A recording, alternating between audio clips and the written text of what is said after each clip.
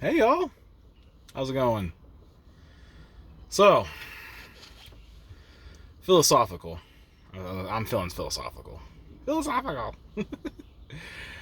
Um, my last delivery of the day, in town, local, great. Once I'm done here, go home and get ready for Shabbat. Awesome times. So, coming into the store, and it's a pretty tight turn, and there are cars, stacked up trying to leave. And I understand, being a truck driver, that it's easier sometimes just to let these cars go. That way I have the entire area I can turn in and not have any issues, and not have to come close to anyone's car or freak anyone out.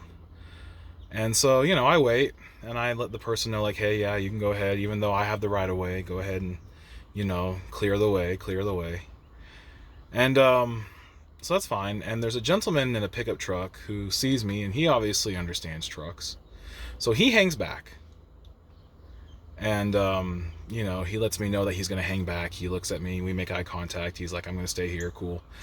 So I start my turn. And a gentleman in a Jeep, who obviously was not paying attention, comes around the guy who's hanging back and almost causes an accident, because I'm already halfway on my turn, and he doesn't realize that there's a big semi truck until he suddenly looks up.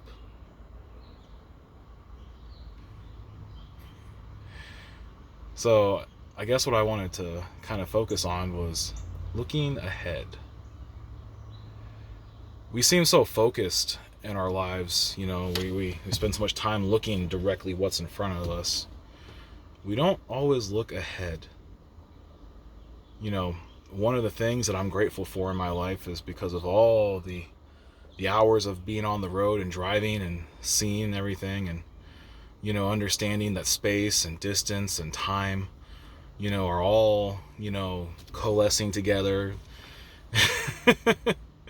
Understanding that they all are relative to each other, how much space and how much distance I leave equals how much time I have to stop, to avoid things, to be safe.